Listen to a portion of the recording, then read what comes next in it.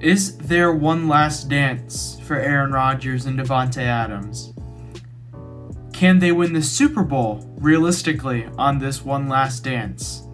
I know we just did a video like this 2 days ago, but I think it's important to once again go over the roster of the Packers and see if they truly can win the Super Bowl this year in what is likely Aaron Rodgers' last season.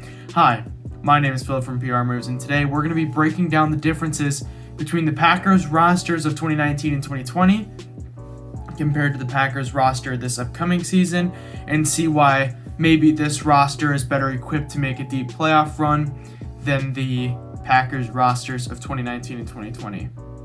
So we're going to jump right into it, and we're going to start with what is often a heavily debated part of Aaron Rodgers' supporting cast, and that is his receiving core. Now, let's start breaking down his 2020-2021 receiving core. They had Davante Adams, of course, is the wide receiver one. That's going to be the same. You're going to see a lot of similarities in this video. It's more about the differences that are important. So, of course, Davante Adams and Marquez Valdes-Scantling are likely going to be major contributors. But then the wide receiver 3 and 4 are both different. They bring in Amari Rodgers to be that really nice slot presence, which is something that the Packers haven't really had since Randall Cobb, someone who's that true slot. And then at wide receiver 4, Devin Funchess returns from his COVID opt-out and injury, and he will likely be taking these snaps that Equanimeous St. Brown took last year. St. Brown, Lazard, and Scantling were all liabilities last season. So it's pretty clear that they needed some replacements there, and Rodgers and Funchess, if they play well, will be major upgrades at the receiving core. So far, looking good there. And then you get to the tight end. Robert Tunyon's back on another year of his contract. And then Aaron Jones and A.J. Dillon, who was the running back 3 in 2020, will now be the running back 2 behind Aaron Jones. The running back 3 will likely be rookie Kylan Hill out of Mississippi State. The Packers took in the 7th round. That was a pretty good draft pick. Drafting a running back that late is typically not frowned upon. So Kylan Hill coming in and making that difference is pretty notable. And Tyler Ervin coming back from his injury, once again to be the flex guy. He's going to be the guy that LaFleur sends in motion to create space for Dillon and Aaron Jones.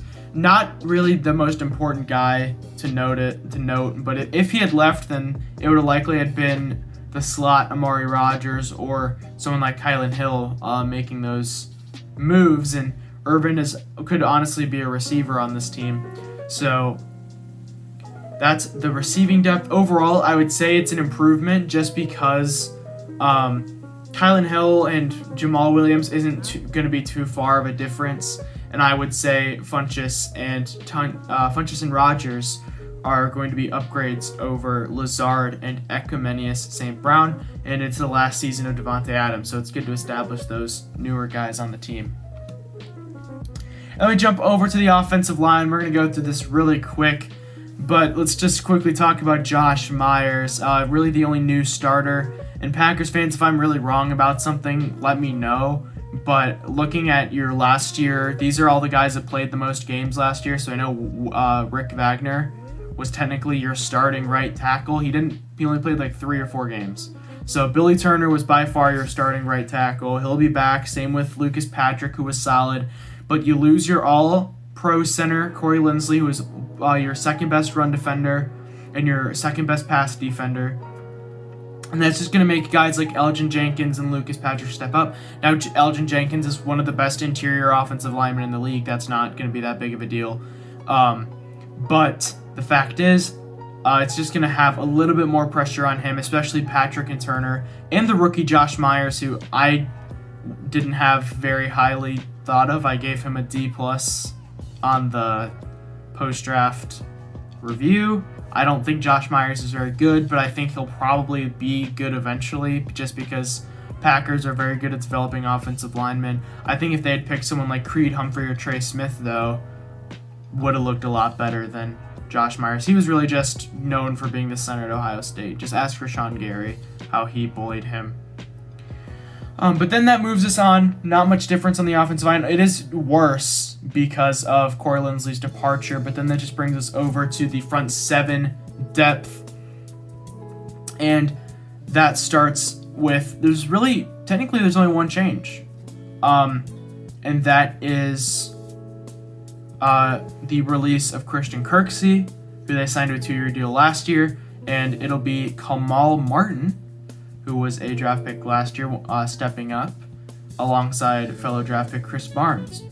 So the Packers' front seven is really interesting because they're very much known for being excellent in terms of pass rush, but their run defense is considerably lacking. I believe they were the 13th run defense counting playoffs last year, so they're not a particularly good run defense team when it comes to running the Super Bowl. Of course, Leonard Fournette was able to break like 5 tackles and get into the end zone. Tampa Bay was able to close out the game. Cam Akers dashed him in the playoffs. David Montgomery gashed him week 17, and he was injured.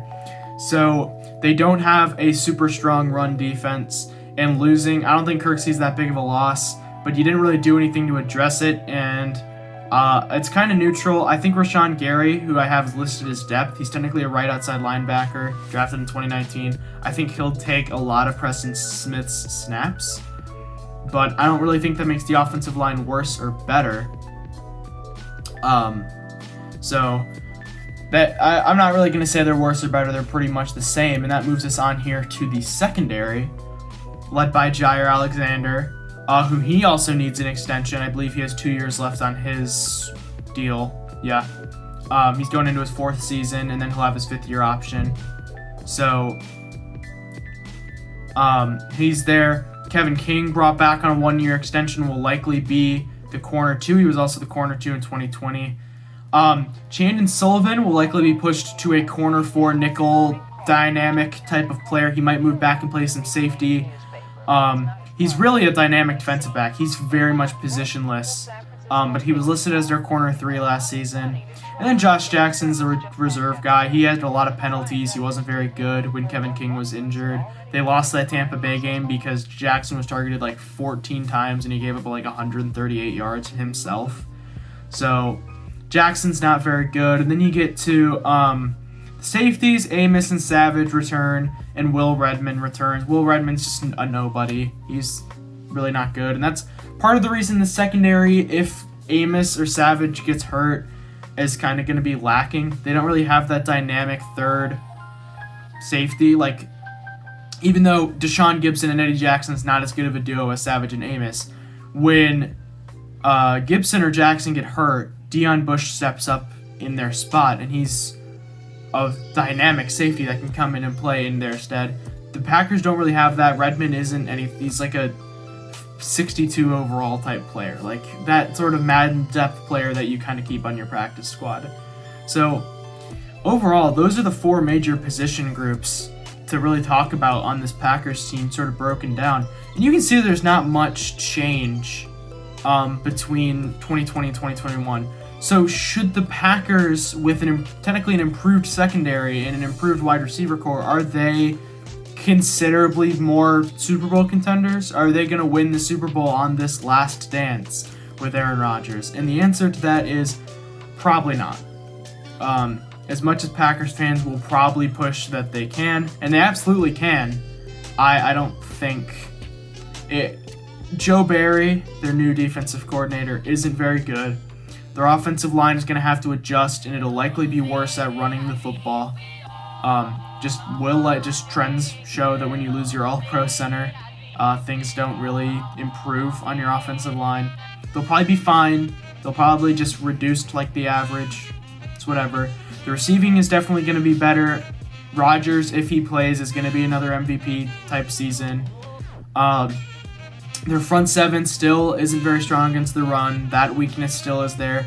And you're going to be relying on Eric Stokes and Kevin King to really carry the rest of the secondary.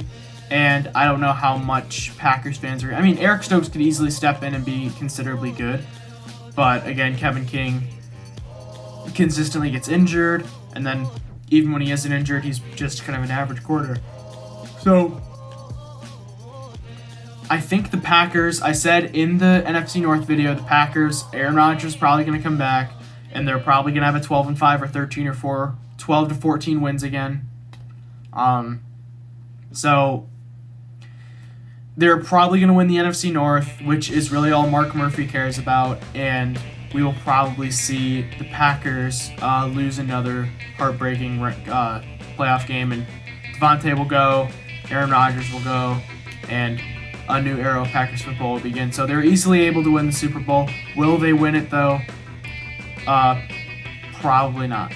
It's have the ability, probably not. All right, thank you guys all for watching. I'll see you guys as soon as possible. See ya.